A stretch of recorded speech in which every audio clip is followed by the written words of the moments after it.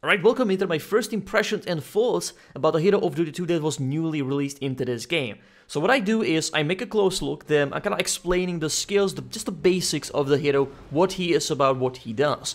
Then, I make a gameplay. Usually it's one of my first gameplays with the hero, then I release him. Then of course I play the hero kind of offline to understand it even more in depth, what he does, what to do in every single situations, and have an overall understanding of the hero on a public scene, let's say. So in this aspect, before I release any other gameplays, usually, I like to do impressions video and my thoughts about the hero himself. So this one of course is gonna be about Phoenix. So Phoenix is a very interesting hero for a few aspects, and the first one is that in Dota 1, when it was released, he was kind of a different hero than he is right now. Of course, Dota 1, when this hero was released, I think it was version around 670, maybe even 670, which we are talking about the year of 2010. So pretty much 3 years ago, hero was released, and Dota was different. Absolutely, Dota was different. But this hero was different too. So he was... I played him on the mid because there was not really an opponent that you could kind of kill you. Because you had heal, Fire Spirits were healing you, Dive was disarming the opponents, your ulti was kind of the same, but then again, as I said, you had disarm, so they couldn't really attack you at all, because that's how a disarm works. And then of course you had Sunray too. So the hero was really effective in a way that he was played very aggressively. You didn't really need to stop at anything at the time. And then of course the hero was, another aspect is the hero was changed. They're kind of changing him from this overall beast with high strength. They were kind of scaling him down a little bit to okay hero, then we're reworking the Sunray, then the Sunray was too strong it seemed. Then they kind of put him into really supportive role, and I did not like one change with the Phoenix with the dive. The dive was not dive like flyby, and there to the maximum distance and back. It was you gained like movement speed and like an ethereal form or something. You were very fast, like we are talking about 600 plus movement speed or something. But you received like 50% plus magical damage. It seems pretty retarded right now. When I'm looking back at it, I didn't like it. I was like, what they done with my Phoenix? Because Phoenix was my favorite hero. I played him many times when it was released. I really liked him on the mid. There was not really any opponent, as I kind of said that could really challenge me on the mid, because this hero was that strong on level 6. Hitting level 6 was just, you could kill anything, nobody could kill you, basically. So going back to what the hero is right now, I think the hero is still very supportive and works better off with allies than just himself. It's not one-man show anymore. So, first of all, I would kind of like to discuss as a skill build itself, what you should get with this hero first. You have supportive spells with a very high cooldown. So each of your spell is a pretty incredible cooldown if you think about it. So we have a dive, which is like 35 seconds. So every spell is like 35 to 40 seconds. So in this aspect, I was kind of trying to find a spell that would be most effective or efficient for me to level up. In this case, dive is just not the choice. You have a high cooldown. Only thing changing from the features is your damage over time on that spell, which is of course the flyby. So you fly through the enemies and you're putting the damage over time debuff, let's say, on them. It's damaging them over time, fine. But the thing is, the slow 25%, the duration of the slow, the distance, the speed, everything stays same. The cooldown stays same. So to me, there's no reason to level dive based on these aspects. Only thing changing is the damage. Now the Sunray is really effective at some point. Getting to the mid game when heroes are getting more stats, more HPs, even some heroes building specifically towards HPs, your Sunray is doing really a lot of damage. In the beginning, it's a nice spell to kind of finish enemies off. It's very good in the aspect of chasing. So you can keep the distance, you don't need to really open yourself to attack, you can still chase them. If they have some dive damage over time and Fire Spirits damage over time on them already, the Sunray additional damage over time. Everything about this hero is damage over time, it's not anything, and the instant damage. Other than, of course, the auto attack. Then the Sunray can definitely finish them off. If they are running certain angle, they have to keep running the certain angle. They can't really juke in a sense of going right or left and towards you. So if they go towards you, you are kind of need to disable it and attack them a different way. But then again, if they go close to you, you should be able to attack them normally and kill them normally. And of course, as I said, you kind of should have your ally already there, so that shouldn't be an issue. So Sunray is really great, but it's great later on. In the beginning, it's fine for chasing and some certain situations, maybe even healing with the Fire Spirits combination can be very nice. But the Sunray I'm still keeping on level 1 in the beginning. Now what do I level up is Fire Spirits. Fire Spirits are incredible spell. It's the best spell against ganks, because you can just reduce their attack speed. After all the stunts, all the bullshit that they do on your ally, for example, you can reduce their attack speed by, 80. On level 1, 80. Their attack speed is like 110 to 120, let's say, every single hero around those numbers. So you can reduce the attack speed to like 20, 30, which is absolutely nothing from level 1. So you can definitely save allies, or you can do actually get some first bloods of heroes that weren't really careful. So I got few last hits, I got few of these fire spirits going, because it can be potentially 16 seconds or 15 seconds, let's say, of damage over time. So if you time it properly, that's a decent amount of damage. So fire spirits, and on top of it, so it's increasing damage. It's unfortunately increasing also mana requirement by 10, I think, each level. So you go from 80 to 110. It's the only spell that gives you lower cooldown when you're going to be leveling it up from the main 3 spells, of course.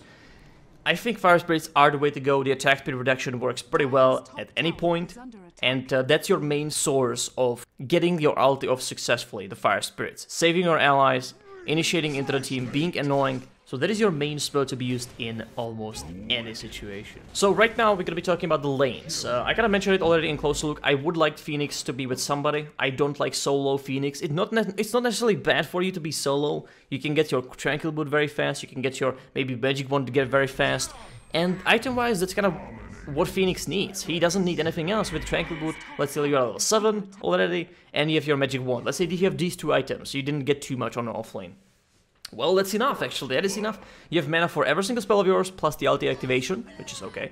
You have a Tranquil Boot that will give you the heal that you kind of need, because every spell of yours, other than ulti, of course, it's activating based on your HPs, right? It's 15%, for example, for dive only. So just because of this, if I want to harass people, I don't need to attack them. I can use dive with the fire spirit. So I dive through them, which puts damage on them. Then I cast the fire spirits individually on them. And then they are like, shit, we're actually getting damage. So what they do is they go almost back, but you have an incredible reach. The reach of a Phoenix is his advantage. To stay away and have the control the team fight with the fire spirits, dive in fire spirit ulti or sunray if it's needed. That's your role, to be in the background, control the situation, and jump in when you are certain the allies are just, the opponents are just not really waiting for you to do the jump, but they are maybe focusing on something else. Then you jump in, fire spirits them away, and then you activate your ulti.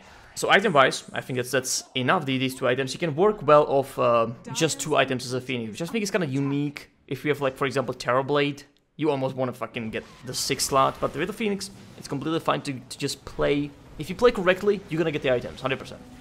Now, the lanes, back to the lanes, so it's really bad to be solo against the easy lane, because easy lane is usually 2 heroes, sometimes 3 even, and it's not about your levels, it's about what the carry is getting. So we have few items like Manta Style or BKB that if they come, as a Phoenix you are not really effective because everything of yours is magical damage. You have your pure damage in the sense of Sunray, but then again it doesn't go through the BKB too. So if there's a BKB, if there's a magic immunity, you have a big trouble.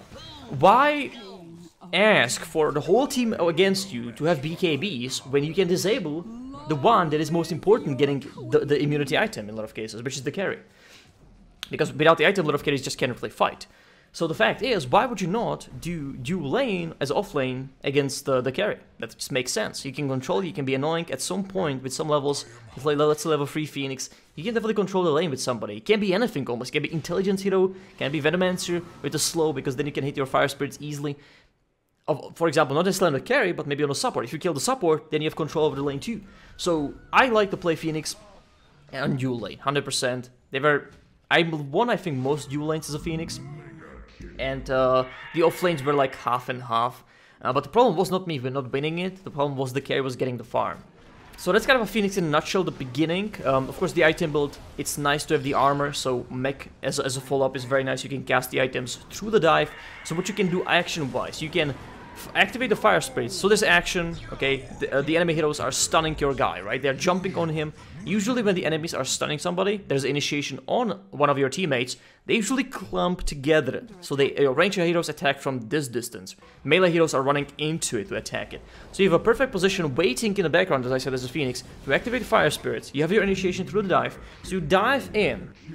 You cast the fire spirits on everybody. By the way, that's fairly easy because dive, you don't control dive. You just cancel dive. So you are casting fire spirits. You have free mouse, you are casting fire spirits perfectly. If the hero needs, if you have a mech, for example, you can still mech the guy before you ulti. Then you ulti, so you do dive, fire spirits. So you fire spirits, you dive in, You cast the Fire Spirits on the guy, you mech, and then you ulti. They cannot attack you. They need to, that's kind of the point I was making in a close look. They, at that point, need to decide, do I attack still the guy that I initiated on, or do I switch focus to the egg, or do I run away? In a lot of cases, if there's your team, they're maybe gonna disable somebody else. If not, even if you had to die in that situation, which still may not happen because again, you casted the Fire Spirits on them. You reduced their attack speed. You level up Fire Spirits, so you reduce their attack speed by maximum time. Which is, of course, it's better to in this situation ulti faster than sooner. Sorry, than later. Because the duration of the Fire Spirit, of course, you cannot really renew it when you're in ulti, so it would be nice to get the full duration of 4 seconds, or at least like 3 seconds, so you can pull off the ulti perfectly.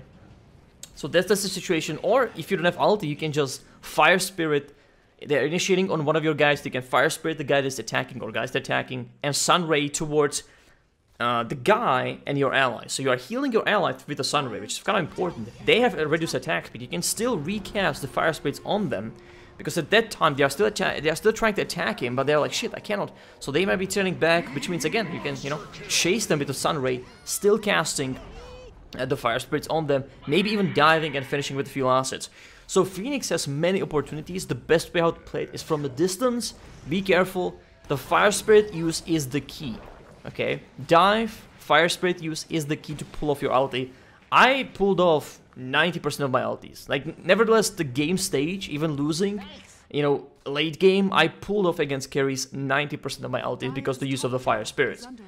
So that's gonna be it with the Phoenix impressions. I love the hero. I'm gonna pretty much bring you more gameplay of it because I think it's interesting to watch. He has nice effects, and I definitely like to play him very much. That's gonna be it.